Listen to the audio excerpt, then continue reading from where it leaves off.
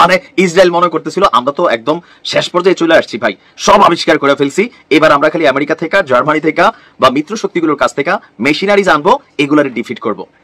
Iran কয় আস্তে, কয় দাদুন আস্তে, খেলা শেষ হয় নাকি? খেলাটা কি? আসলটা তো এখন আনিই নাই। আসলটা মানে আসল গুলো তা না, এক না একাধিক।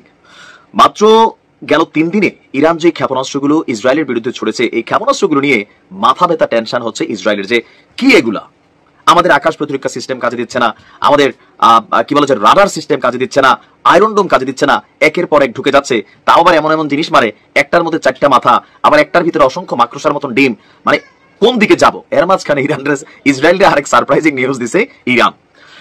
একের পর এক ক্ষেপণাস্ত্রে, মানে ইরানের যে ক্ষেপণাস্ত্রগুলো সর্বশেষ যখন নাজেহাল অবস্থায় ইসরায়েল প্রতিরোধের ক্ষমতাও ফুরিয়ে আসছে, অথচ ইরান বলছে এখন পর্যন্ত নাকি নিজেদের নতুন প্রজন্মের ক্ষেপণাস্ত্র ব্যবহারই করেনি।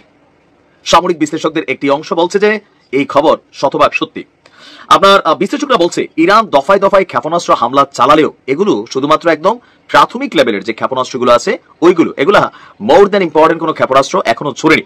এ পর্যন্ত ইরানের হামলাগুলোর 10টি বৈশিষ্ট্য ইসরায়েলি আকাশ প্রতিরক্ষা ব্যবস্থাকে অকার্যকর করে দিয়েছে। আর এর মাঝখানে যদি ইরান তাদের নতুন প্রজন্মের ক্ষেপণাস্ত্রগুলো সামনে আনে অথবা ব্যবহার করে, তাহলে ইসরায়েলের অবস্থান কি হবে? ইরান বলছে ইসরায়েল আত্মসমর্পণ করতে বাধ্য হবে।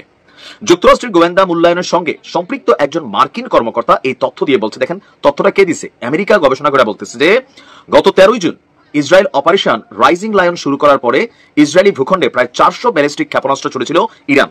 মানে আমরা নিউজটা একদিন আগেটা বলছি। ইসরায়েলের দাবি তাদের আকাশ প্রতিরক্ষা ব্যবস্থা, বিশেষ করে উচ্চতর ব্যালিস্টিক ক্ষেপণাস্ত্রগুলোকে প্রতিহত করার জন্য তৈরি অ্যারো সিস্টেম, ইরান থেকে আগত বেশিরভাগ প্রজেক্টাইলকে ভূপতিত করতে সক্ষম হয়েছিল। তবে শেষ অংশে গত 2 থেকে 3 দিন যে ক্ষেপণাস্ত্রগুলো ইরান ছুড়ছে, এগুলোর বেশিরভাগই তাদের কাছে অপরিচিত।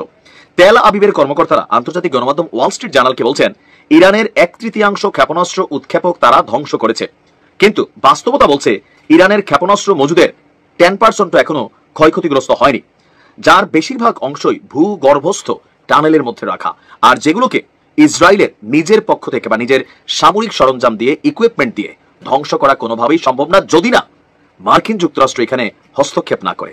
আর অলরেডি ইরানের কাছে মার্কিন যুক্তরাষ্ট্র এবং জার্মানি প্রায় 13 কার্গো, মানে 13টা বিমান ভর্তি সামরিক সরঞ্জাম রসদ পাঠিয়েছে। সেখান থেকে কেউ কেউ বলছেন যে ইসরায়েলকে এবার যে মেশিনারিজ গুলো দেওয়া হচ্ছে বেশিরভাগই হচ্ছে আকাশ প্রতিরক্ষা সিস্টেম, যেই সিস্টেমকে নিয়ে ইসরায়েলের দীর্ঘদিন যাবৎ একটা গর্ব ছিল, কিন্তু সেই গর্ব এখন ধুলির সাথে পরিণত হয়েছে। এর মাঝখানে ইরানের এমন বার্তা বা মার্কিন গোয়েন্দাদের এমন তথ্য ইসরায়েলের কি ঘুম ঠিক রাখছে? গুরু, খেলা তো শুরু। ভালো থাকুন।